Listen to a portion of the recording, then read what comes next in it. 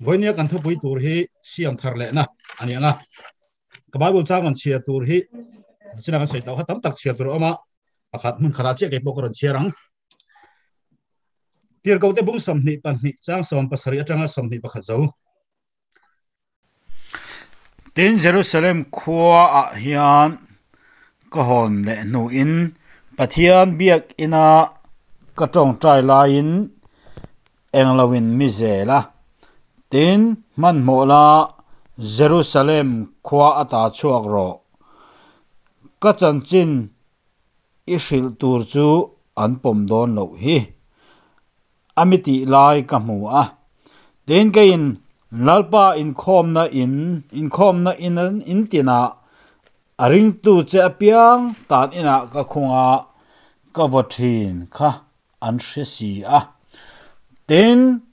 ithu hretu setefena thi sen an chua lai khan keipo an kianga kadinga kalorem ti a atilhum tu te puan te ka veng hlombok ani kati a tin ani chuan kalro heta tanga hlataka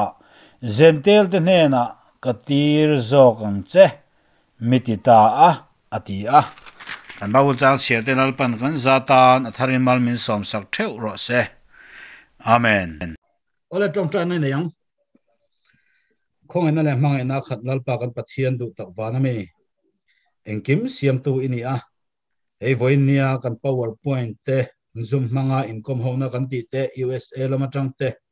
Mizoram tang te Burma rama tang te lalpa Australia rama tang te kan ni noi me ya ei kan kom chunga lalpa powerpoint te chethei laka lalpa itharau thiang hima ven him na kan mamo a kan ril pon lam le chu lam ngai to na zong po lalpa nang min ven sakla voinia kan hun kan man dan tu zong he bula tang to khanga min kai shoi turin kan lalpa du tak iso Krista mi kutno kan in koltire amen amen khati khania le voina hun tra min petu kan pathian min fakin amro se hun tra le hun lu kan sang chau hi lalpa khongai na le sa ngai na ti chiang sa voina kan thupuya kan kal chau mayanga siamthar le na ti khania ta Galatia bungruk chang som panga Galatia bungruk chang som pakhat tanga chang som pariat thleng hine fain ania amai ro chu kan thur bik dewa chu a chang som panga na hi ania chuan khan soi tur dewa chu nge ni kan ti chuanin sertan chung chang te ti chuan siamthar le na chung chang chin hi hlom lian takin kan mu the ani background lam sertan chung chang han soi masaila Genesis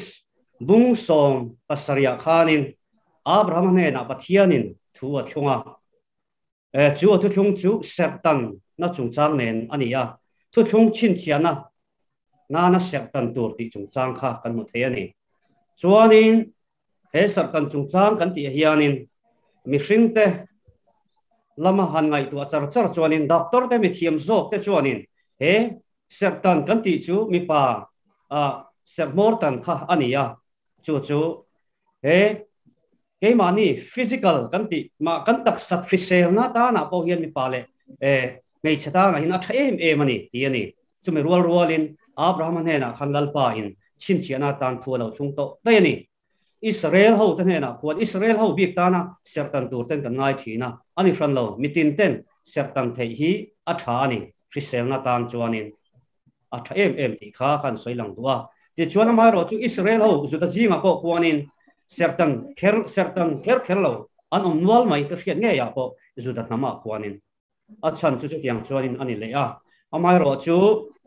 sertan thei hi a tha ni Christian na lamtan kan Christian na ta mo yang chuan khan soi du ma sa ti chuan siam thale na ti kha kan thupuya ne wangin ai pakhat na chuan ril ruwa sertan ti ko hi athupui em mai kan pathian biak hi pon lam langtlang mai thir tu ni lovin chungril lam en thin tu le kan chungril nun kan chungril ngai tu ana enge chik zok tu pathian kan nei ta wangin ril ruwa sertan hi apoi mo in a lok thak em ani ti kha kan soi ma sa duwa rom bung ni chang som ni paria chang som ni pakwa khan kan mu the ni sertan tak chu ril rulama tan hi ani ti salam moi na mai atan sertan antan luitir ati ani Bible chuanin chang som pania chuan sertan hi doctor te chuan office kan Christian na ta na atha antia tu tiang chuanin Christian na ta na potha ma se thinlung lam thil jok tu pathian kan nei wangin sertan ai ma in ril ruwa sertan kha enge thatna tam tak omani ti kha kan fiat fia thei tan ka du Christian na tan athaviawin arin om ma se apoi mo jok taka chu ril ru sertan zo hi aloni thupui pani na Krista chu kan engkim ani zo ani mo Krista chu kan engkim mani engkima om bokani sertan le tan lovin om sia anei thui lo Greek mi emo Judami emo Ozemi emo kha kan dang lam to chuang lawa Krista chuanin Krista a rin na kan nei to chuanin enge Krista pum khat kan nia Krista chu kan engkima ni zo kolasa bong pum khat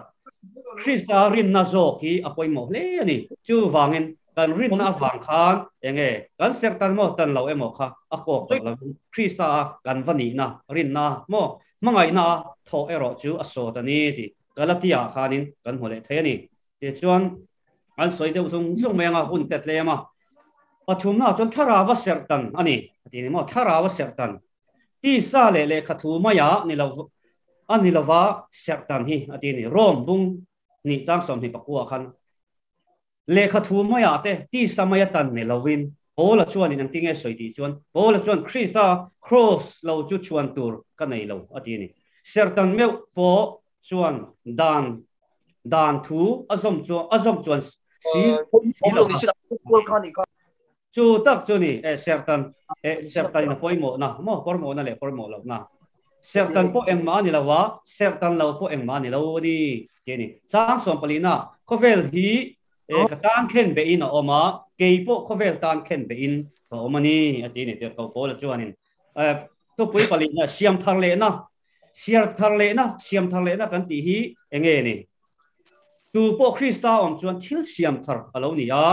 ati ni korin thon ni bunga chang som pasari khan tu po atia ta hian Greek mi emo Judami emo Gentile mi emo Azami emo Krista kan om pho chun siam thar kan ni Krista kan om chun Isu khan thil lui zong sang chu cross a khan min khen be sakin amazara mithar kan lo ni mo Krista wangin mithar kan lo ni a chu mithar kan ni na tak chu siam thar kan ni na chu ni Isu chuan Pathian nen in remin min siam sak awangin nang le ke chu thil siam thar kan lo ni ta ni kan nun lui suala chuan nung to lavin Krista min pe nun thara kan nun na chia hi ani siam thar le na tak chu ni siam thar le na ti om sia chu Krista Isu awanga mi hring thar tharawa kan pian thar na tak hi ani Pathian chuan ama fapa ele fanu atan min pom na tak hi ani siam thar kan ni na chu ke mani mixinga pian na lam ni lawin Pathiana kan pian na mo second bat ten ta khami pian thar na kan han chan na chia kha siam thar le na kan ni na ni a chu wangin Galatia bung ruk chang som panga kan muang khenin sertan po engma ni lawa sertan lau po engma ni law siam thar le na chau lo chu ateni chu wangin Pathia Isu Krista siam thar kan ni na hi apoi mo in alu mani ti kha kan soi do ni chona tlang pui thun pakhat na khanin enge ni kan ti chuanin real ruwa sertan hi ani yani pahina chuan Krista chu kan engkim ani pathuna chuanin tharawa sertan takta ni lawin thu maya ni lawin tharawa Pathian kan rin na khanin sertan kan ni na te mangai na te khani Pathian chin thilung zong in mangai turani min ti na te ama kan rin tlat na athupe kan zom na le kan oi na te ti chuan palina chuan siam thar le na hi apoi mo ani lal Isu Krista awanga siam thar kan ni na tak te nun thar Krista nun dang lam kan lo nei na siam thar kan ni na hi apoi mo in aro pui ani ti kha han soi du ni lalpa na thiang lim kan za ta na thermal min som sakro se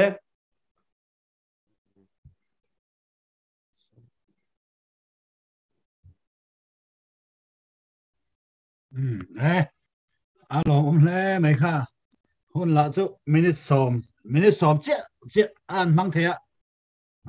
study na sa ti kha hriat mai ni Bible te po ron chang la tha kha alo le mai helai thu a hian achang number kha chu ka soi lo mai nga siam thar le na lo chu sertan hi engma ani lawa sertan lo po engma ani heklo thudik omsa ania han soi wak ngai na po ka helawa ni china kan pastor pa soi po kha athiam ka ti khom maya ama ero chu khami a soi e na tanga chutia krita siam thar le na ril rulam jok kan ti chuan ani le ril rulam jok kan ti vik theidon kheremi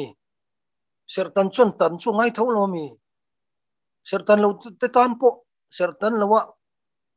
pian tharna pathian tharau thiang li mina min polna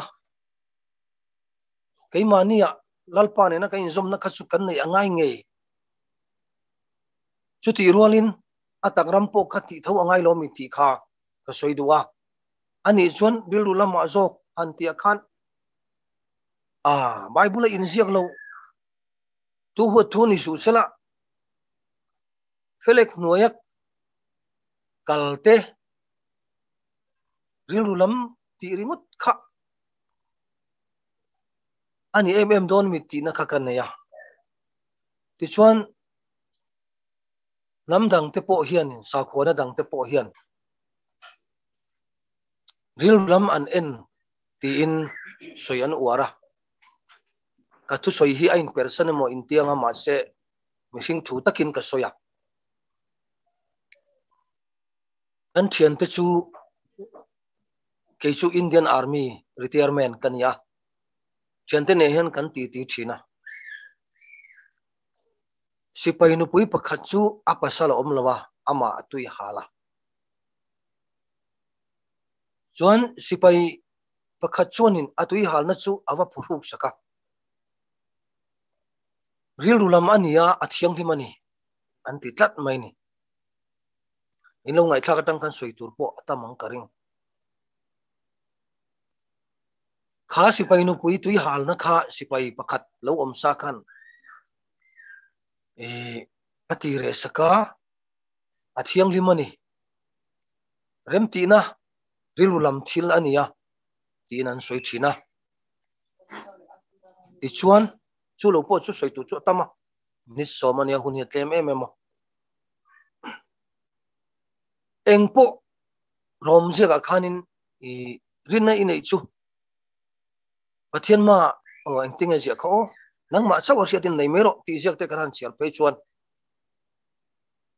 rilulam ngor hi ani lo ve siam thar le na kan nei rualin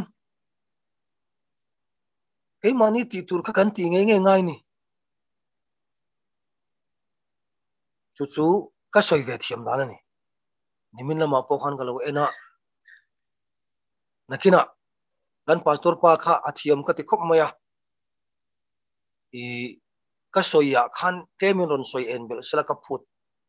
khami ril rulam han ti ringot po kha ke chuan ka ti engting ka soyang sertan tan chon tan nge tu sertan ngai lo te tan chuan ngai lo ani maya amar joril rulam ti azonga siam thar le na kan nei theina tura ngai that ringot kha ani lobe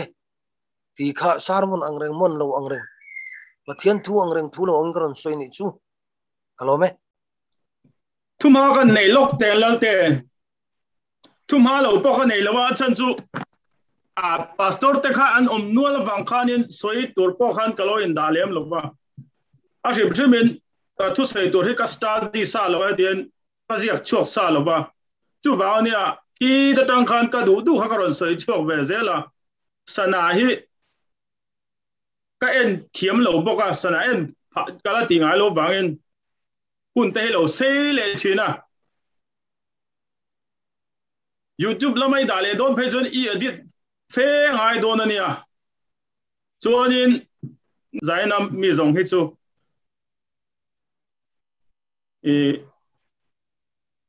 kan tlo zia kha chu ka sai non to lo mai anga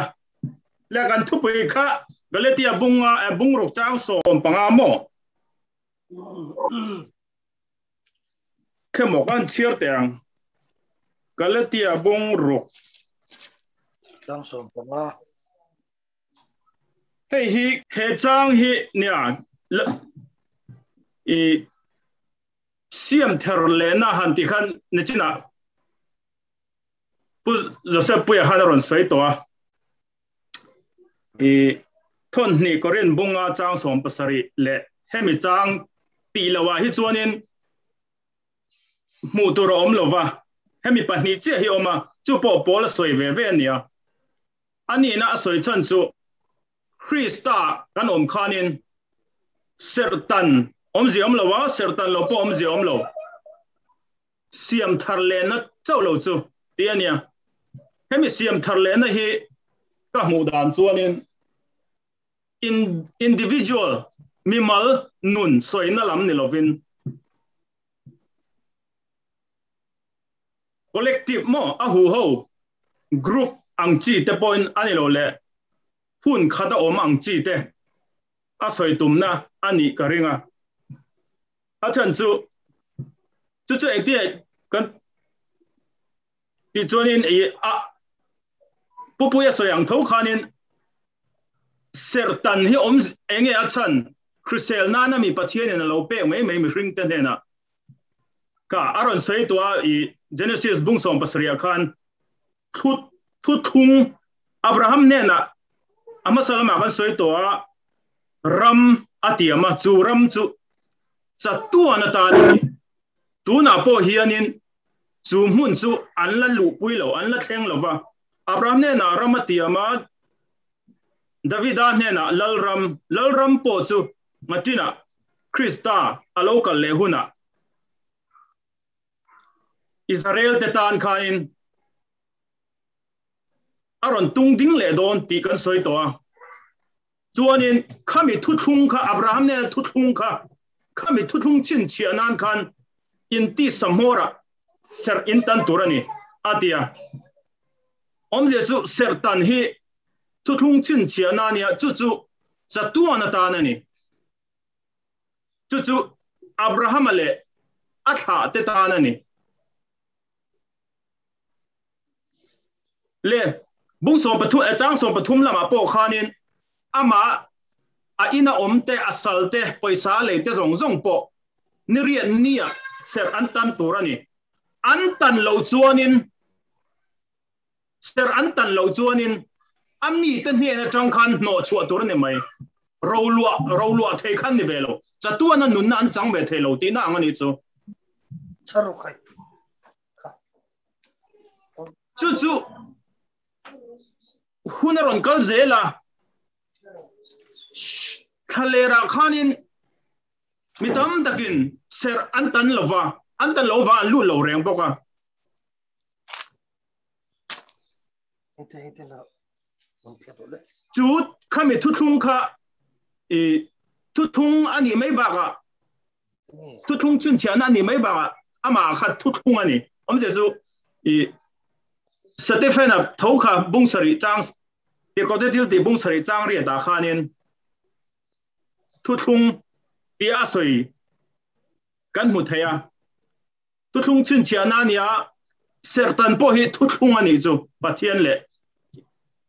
Israel te tan inkara chu chatuan dai ani chun Poland heta sertanin trong cái nó lo tiền lo pon trong cái nó lo tisia Pathian thu sen kal ta ni mani khan kal soya lalte Iso Krista pokha ami Israel te sertan ten na chaw ni ronga bol ni kan tia ama nge point Israel nam beram bo nen lawajun tir kan ni lawatia aron kalai pokhan sertan na chon rong la bol ani sertan khan omzela omlu tukani chu mai ni lo so honate ama nge pokhan ni rian ni a seratan ani sertan kha trăm kai lo ni sela chu ama lal isu khan engel at tan na chan turom flok na lo pui chu ai ngai bible la pon lo zia re reng mo chu kan then felangai ta ni chu ani a thole nu ate khanin cross all the join cross to a real ti kan fia cross chandam na ani jon cross nu ate khanin sertan kha atang kai na to lo mi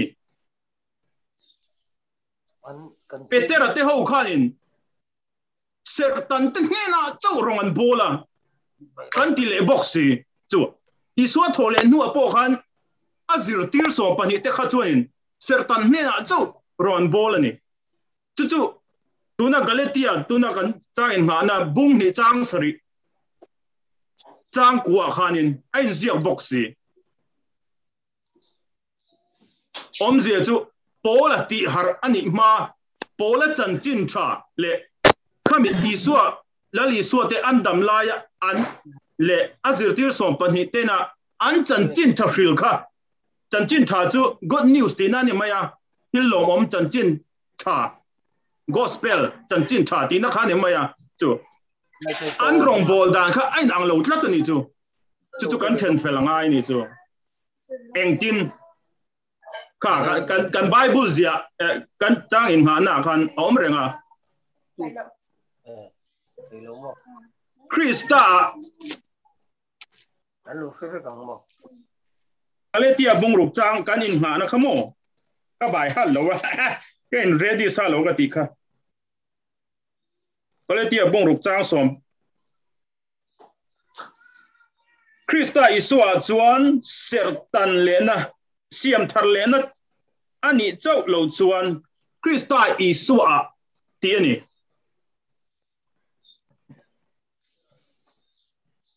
lal iswa kha athi nu apo petaraten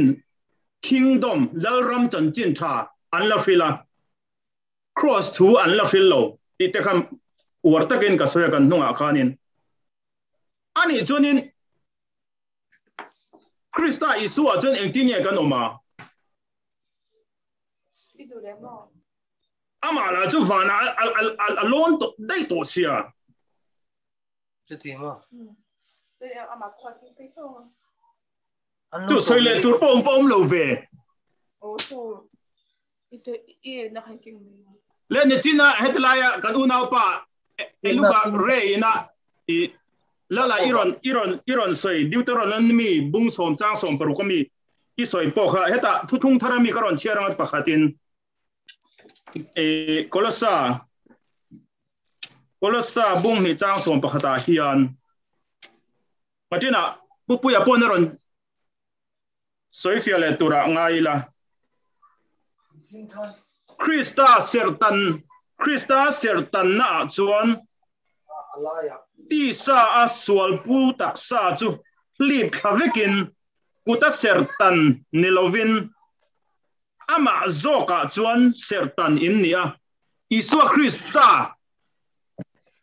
cross athole nuna khanin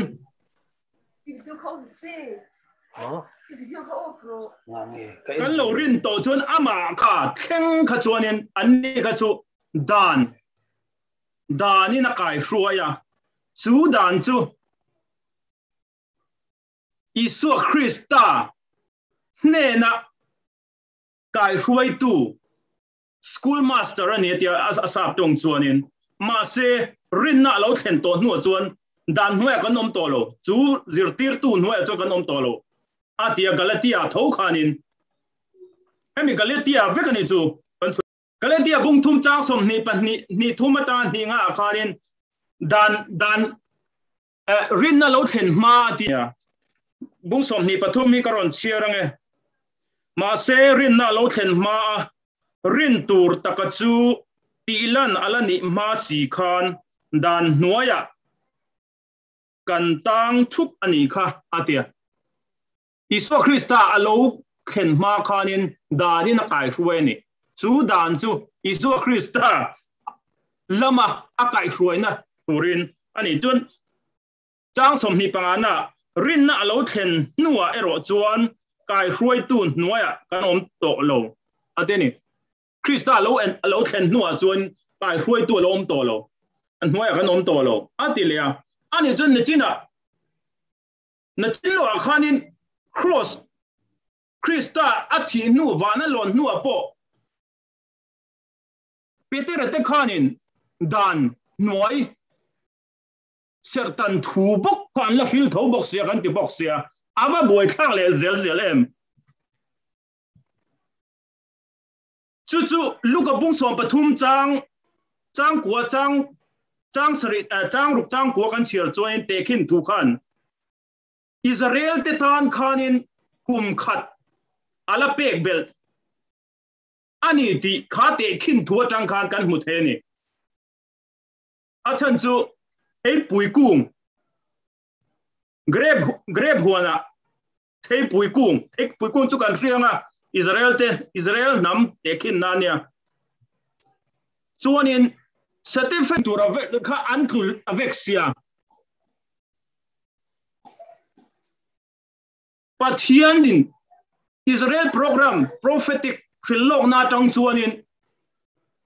thin urna leibuak to mai turani Zohana pona soika hey nangni rule thateu Pathian thirunna la kata chu tunge vo khan chewa ati khamo ani program na chon kum sari Pathian thirunna leibuak hun chia kha an nei to philok na ot lam kan en chuanin amaro chu khang atluta te kha Pathian a khoi na zuya kan ti kha cross a chandam na Krista a Galatia bungthum chang som parwakan Abraham ale achitha Isu Krista thutiam alone ni Abraham chawani lowin afapa achitha Isu Krista po chu Krista thutiam chu pola naron filtani chu thutiam chu leilung pian tirata thup ani mystery ani chu thuruk chu all khal thangin aron puang chuak le ni chu cross chandam na hi ikhan kan fia them o chu thuru chandam na chu kan ti tel velovin aringa piang ten kan rin chia kha kharau thiang limin ama taksa khanin min baptisa Krista join kan lom tani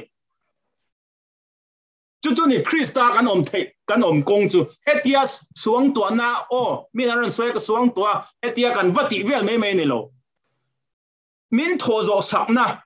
engkim kan ta na a fel na chu kan fel na min ruat min pu na kha kan rin chia khanin tharau thiang limin ama ataksa min baptisma ni chu ni tharau thiang lim baptisma Zohanan kan hnu lo kal tu chun tharau thiang lim le mai na baptis yang chawati kha tharau thiang lim baptisma chu ni kan rin chia khan athu khanin Krista athia thole a kan ta na ni mo chu ta chuanin heng ser tan zong kha chang kai na om to lo ve chang kai na om lo tan po om chang kai na om lo tan lo po chang kai na om lo Krista min kan om chuan chu nia siam thar le na chu engkim thil hlui zong kha aralta dan le dun zong kha aralta keima ni kan nun hlui zu kan in thin te keng lam ral lam kha asoi tum nai lo dana kai huai na dan ina thu lo ve nei ve na zong kha aralta tuna chuan Krista tharau thiang lim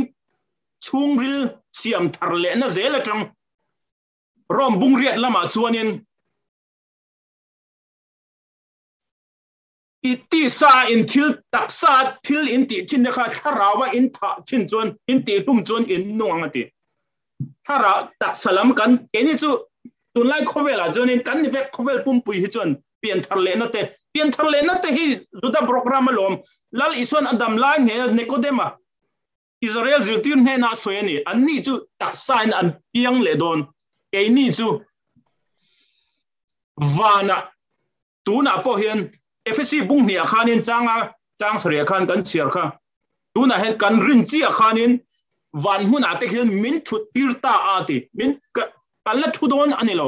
kan thu to ni kan tharawin kan tharaw kha chandam cross a hen kan thalaw re kan ril ru che chandam kan taksai chu alo kal le huna alo in la le huna ti dang la min chop chu ni kha o ai zom lo nu ania kalome kan Thupui kha siamthar le na ti ania eng po Bible sang ne na ein mil tur Bible sang chung thu ni jonin in mil la la fa a soi the ni ti kha ania a chumi kher Thupui ang chi ni lo po in thim dang ni khat karon sei ve teng ti po khan soi the ni jonin he kan video hi na kin a karon sei nga ma sa po khain en du jonin Mizawar City YouTube channel a khan en tur oma Mizawar City channel a khan en thenia ti kha karon sei ne a ole pumari na he na ya Malaysia mi korsan ha he bengai tha hi airfall ne na ngai tha hi kan mak pamari na ni ani hi tuna eng mo strong kam ni khat sai tur nei chuanin an so manga chumi zo le pastor Joseph Pui khalo in ring sena puma so ma zo na so ni le lama ni de hun daga te sai na tek kan nei be so ko to kin chu angai thatu ka lo tang nge kalome som hale nia ril ruwa sertan ti usoma hanzo na kha ati hianin han saidon la Bible ma chanin Deuteronomy bung som chang som paruka khanin in thilung ngor tan ula ti mo to su ti te kan huwa chu wang kan thilung ngor tak tak hi tan thei ko ni lawa enga zo nge kan tanang ti chon Israel ta ne na khan Israel nam te kha anti mo em mayani Bible thu kan chiar chon atlang pui tu kan khade ufakanga Israel ta kha anti mo na an thin lung kha anti mo na kha Pathian thu zo oi turin Pathian thu zo ring turin tia ati na khani chu wang thin lung tak tak hi enge Nikodema le lal iswa ipiang thar nge turani ti kha Nikodema chu na kha thiam ya lo ani chu nu pu ma tak engting ka pian non le thayang ti ina chang ni mo kha tiang kha na ni ya thin lung ke ma ni Pathian kan lu lun na te kan sual na te kha om to lawin ama Pathian thu kan zom na le Pathian thu kan oi na kan rin na Pathian kan mangai na tak zo kha thin lung mor sertan ni in kamwa chu wangin he sertan na wang hianin nang le ke hian thiam kan chang no rin na wang chawa thiam chang kan ni ti voina kha chiang le la chu wang Pathian kan rin na Pathian thu kan oi na thu Pathian thu attaka kan oi na attaka kan mangai na kha thin lung sertan ni in ke ma chang kamwa ka chang fu ma fu lo chu ka khelo chu wang ke ma ni ngai tu na lu tak lo lang thin kha ke ma ni sual lo bet lo lang thin kha kharau thiang lim zara enge kan lo me dai theina temo kan thin urna lo chua ka kan atiang ta khamo ani ti khanin khan sei duwa ti chuanin rom bung thum chang khata khan engtinge ti chuanin ani le zudami chuan sot na enge anei chuan bi sertan po enge asot na ati ni mo sertan thutlung lui kan soi kan thir chuan thutlung lui a khanin tu na pumoi te na soi ang khanin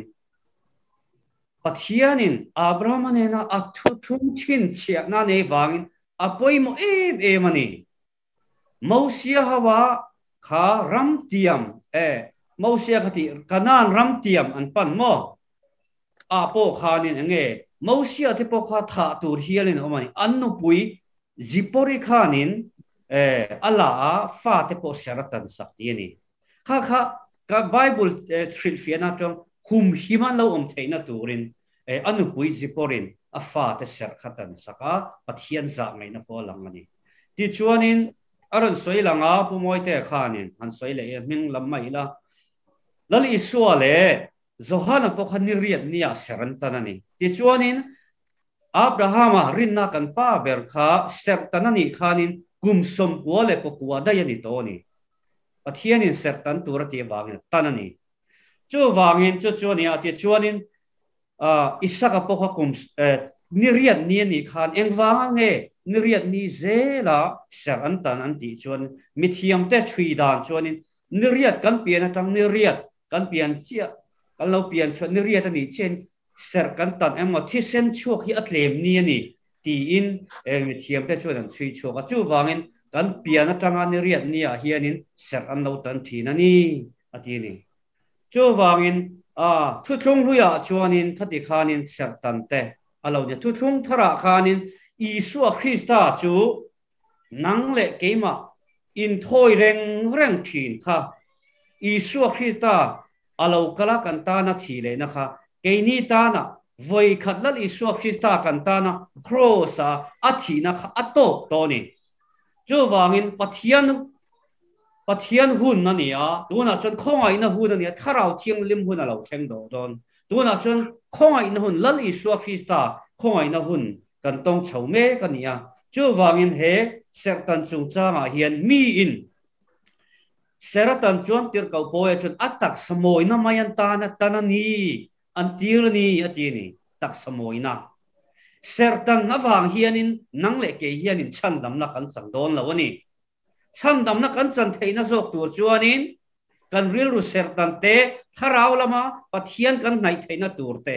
chuanin ama kan rin na wang chawin chandam kan ni theina tur khan apoi moni ti hian tir kau polan asoi ne chu wangin nang le ke hian kan tan mo tan lama mo ni lovin Pathian thu kan rin na a Pathian kan rin na Pathian thu kan oi na hi apoi mo zo kani mi tu po ati Isua Krista chuan a om phot chuan siamthar ani siamthar le in omani chu wang ama fa kan ni ama fanu te kan ni ti kha kan khiat apoi mo zo gin na ria sertan le tana hianin enge buaina chiam turin omlo omai ro chu sertan chu kan soi tong khanin enge mihring lam christian na konga ta chuan aso dina thaviawani chuanin kan fa te tam tak mi tam tak kan thian te po hi seran tan lo chuan zun ten zum chuak thailo an seran tan ngai lo amai ro chu zun luang taka zung chuak thei tan chuan Pathian khongai na azar jang an tan ngai chuang lo ni kha ania chu wangin he ta hian Isua Krista kan om to phot chuan siamthar Krista wanga siamthar kan ni ti kha kan sai do ni ka lo me siamthar le na kan nei hian nichina kan pastor paron soi tharau thiang lim zo ka tangin pian tharna tangin Pathian pol na tangin chu Bible kan hu angin thu thunga sertan tin min lo merem saka chu thu thunga sertan thua khan tlem han soilok kadua ahun lai zelin Bible dispensation and things ya sakton suta chuan tuna siamthar le na awon samjong chuan lalpa ne na in po la pian thar le na kan lo nei ato adika ma sen dot du lawa chan chu han soi tak don chuanin I ko san lama khami sai ta ka kalang ti ka law ema tun lo po hi ke chu karil ro ni Pathian thu kan soi ho re hian then khat ril ruzim kan ti don nge ka soi thiam lo vadem don la ani boxi lawa achumi ko san an nia wangin tia zonga lo nga hian om china chuang se om katia soi ho te poi lela ma chuan katum fin semai anga chu bangin tu na hen thutlunga sertan kan nia thutlung chu kan zum angai ni zom lawila afam kim lo siam thar le na hi sertan nam an mi chun tanangai ni sina ka soibok ka kalun karon lut lenga tan lo nam ni chuan thil dang kan ta na a oma apan ni tan ko bangai ni ti kha kara sai do ni thu thung hi kan ta ni ve lo nia FSC bung nia ke ni chu thu thung kan ta ti ni tur chuan ni rian nia ser kan tan masak tho tangai achan chu Abraham ne na khanin thu ti amani khanin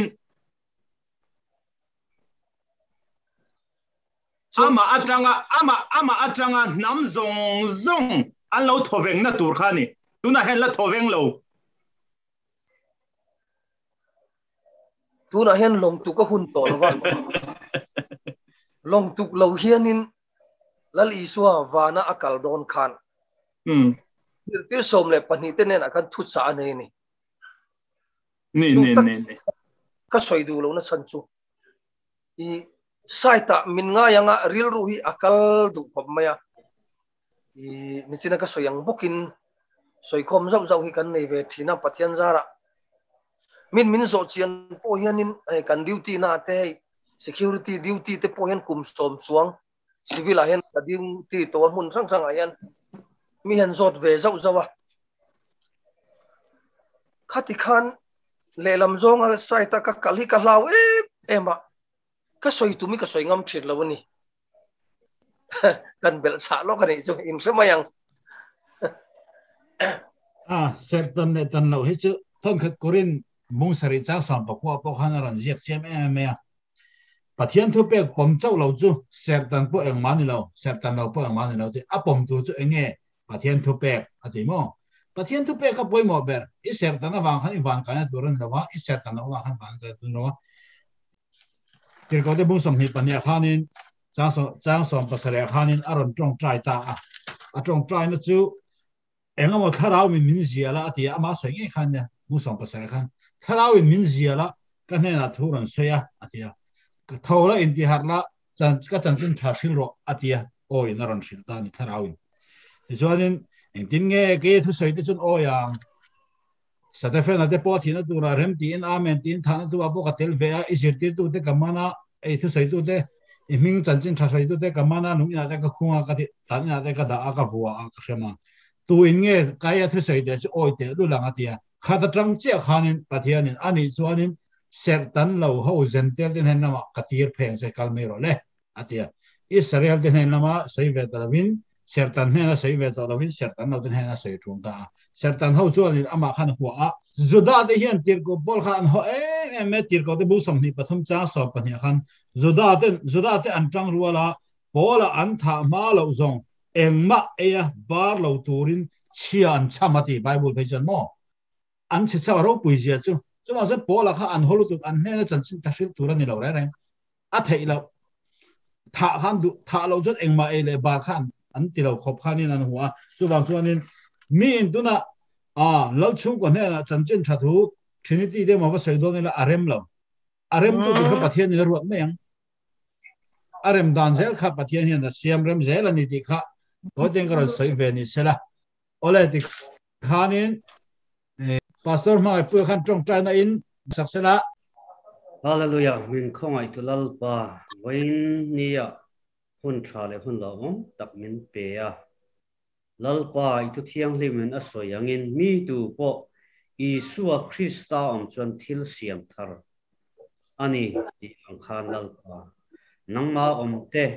nangma thu som tu te nangma thu pek som tu te nangma ring tu te chu lalpa nangin isiam thar thina voina lalpa he siam thar le na ti chungchang sertan te kan chungchang kan soi thi lalpa kan thin longa min hriat fiat tila nangma thu kan zom theina tur te nangma dan thu in na lalpa asoi lalpa ataka mang chuak tu te kan ni theina tur point min tran pui la I thu hi lalpa a then po kan hre thei lo ni nangma tharau thiang li me nin lalpa kan hriat fiat theina turin lalpa nan kan thil lung kong kha min hon sakla I thu ni tina lalpa ngai thatu le chiar tu te kan lo min theina tu min tran pui bakang che ka zawa in tharau ti sa dam na khri sel na te pe tharla tharau lama chak tharna po in lalpa nang man min som sak je bakang che mun rang omma ila lalpa I thu manga lalpa nang ma minga inkom ho na kan nei na te hi lalpa nang khoi takin ro pui na chang che lalpa mitin te lai local khom song jong te pol mal min som fakang che chung zong jong cholom thu choi chungin min chandam tu la di so Christa ning thiang min kan di le che Amen. amen